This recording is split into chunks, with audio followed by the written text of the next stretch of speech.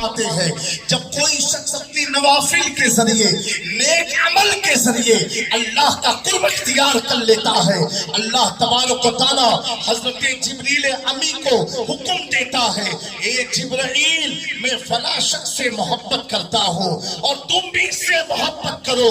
जिब्रील अर्ज करते हैं, ए मौला मैंने तेरे कहने के मुताबिक तेरे इस बंदे से मोहब्बत कर ली।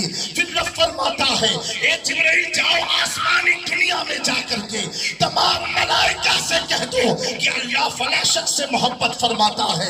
जिब्रील जाते हैं, ए आसमानी दुनिया के तमाम मलाइका अल्लाह का हुक्म है, अल्लाह फला बंदे से मोहब्बत फरमाता है, तुम भी मोहब्बत करने लग जाओ। सारे मलाइका कहते हैं, आसमानी दुनिया की सारी मखलूक कहती है, ए जिब्रील हमने भी इस शख्स से मोहब्बत कर ली। फिर जब फरमाता है, ए जिब्रील अब आसमान से अब जमीन की तरफ जाओ और मेरे इस बंदे का तारुफ कराओ और कहो अल्लाह फला से मोहब्बत करता है। ए जमीन की सारी मखलूक तुम भी इससे मोहब्बत करने लग जाओ। अल्लाह अकबर। जिब्रील अमी ऐलान फरमाते हैं, ऐलान करने के बाद जमीन की सारी मखलूकात अल्लाह के उस महबूब से मोहब्बत करने लग जाती है। पता क्या चला, अगर आलिया की मोहब्बत हमारे सीनों में है, अहले बैत की मोहब्बत हमारे सीनों में है, सहाबा की मोहब्बत हमारे सीनों में है, ये मोहब्बत किसी के डालने से नहीं, रब के ऐलान से और जिब्रील के पैगाम से हमारे सीनों में। क्या कहने, वाह वाह वाह।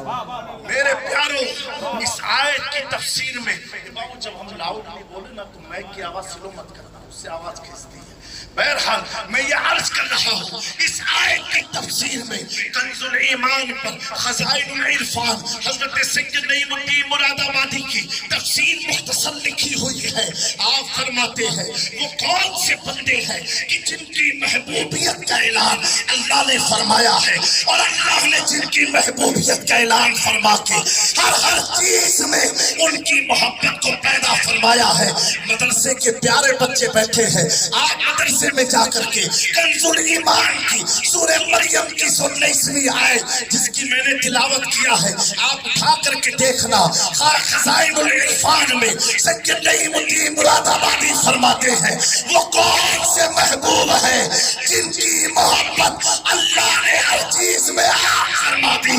आप फरमाते हैं पहले शेख अब्दुल कादिर जिलानी है और दूसरे महबूब इलाही निजामुद्दीन औलिया है और तीसरा फरमाया मखदूम अशरफ जहांगीर समनानी।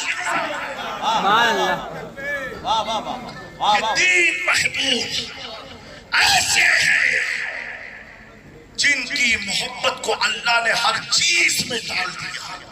इसीलिए हुजूर मखदूम पाक खुद फरमाते हैं कि मैं सजदा रेज़ था और सजदा कर रहा था, जमीन के ज़र्रात से आवाज आती है, अशरफ तुम्हें मकाम महबूबियत मुबारक हो, तुम्हें मकाम महबूबियत मुबारक हो।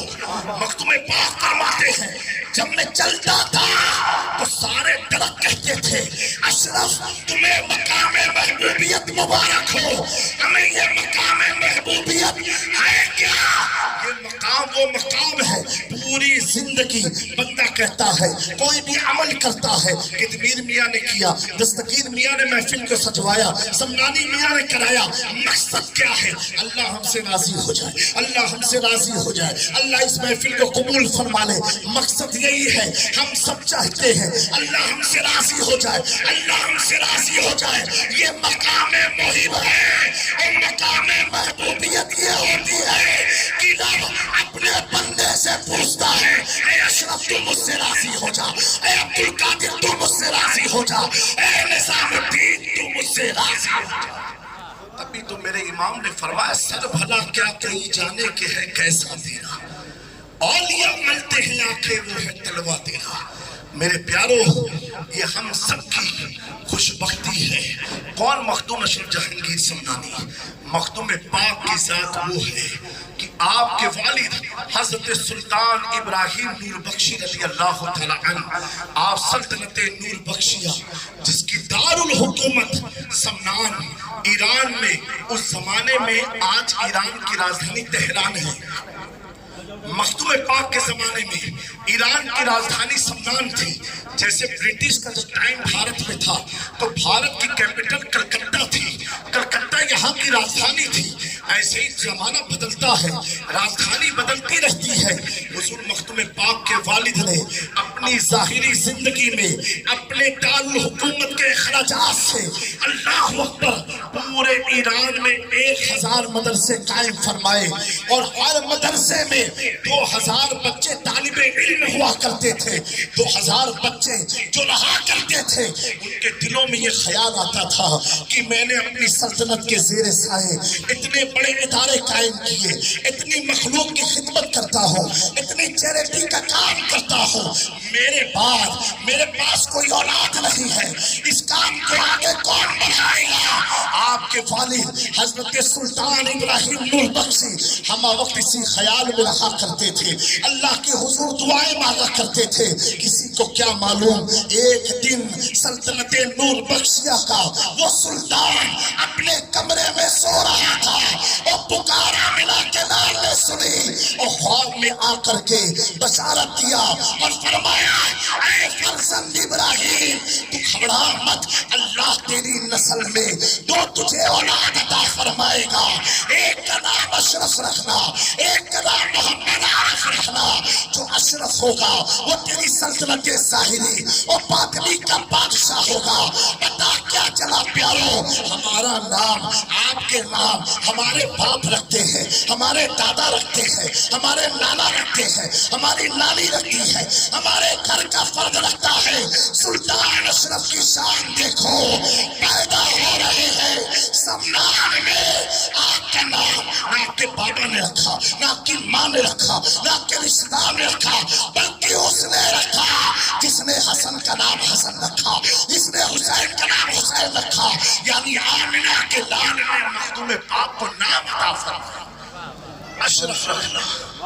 میرے دوستو، جن کے نام کو حضور نے رکھا ہو وہ شہزادہ کتنا انمول ہوگا، کتنا انمول ہوگا. اللہ اکبر. حضرت سلطان شمس الدین نور بخشی جو مخدوم پاک کے پردادا ہیں، ان کی ملاقات خواجہ قطب الدین بختیار کاکی سے ہوتی ہے. یہ قطب الدین بختیار کاکی کون ہے؟ یہ غریب نواز کے مرید و خلیفہ ہیں، قطب الاقطاب ہیں.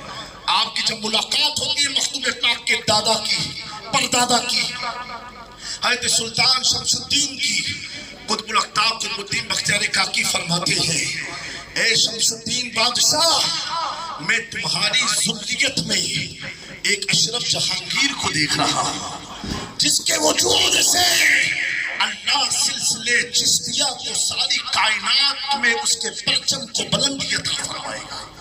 ابھی مخدوم پاک پیدا بھی نہ ہوئے، ابھی مخدوم پاک کے والد کے بھی پیدا نہیں ہوئے، یہ مخدوم پاک کے پردادا کو خواجہ قطب الدین بختیار کاکی نے فرمایا.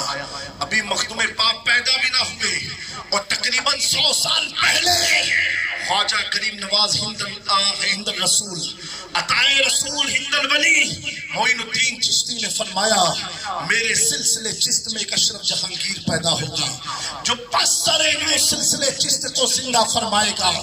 میرے پیاروں کون مخدوم پاک ہے؟ ابھی مخدوم پاک بھارت میں قدم رکھتے ہیں، تب تک دلی کا راجہ، دلی کے بادشاہ سلطان الاولیاء نظام الدین اولیاء فرماتے ہیں میرے بھائی عزیز اشرف نے بھارت میں قدم رکھ دیا، اللہ نے ہند کا اصل و نسل مخدوم اشرف کے حوالے فرما دیا. آپ سوچیں تو صحیح، کیا بارگاہ ہے مخدوم سمنانی کی. حضرت عبد الرحمن چشتی فرماتے ہیں، یہ آخری بات عرض کر کے محفل ختم کے قریب ہے.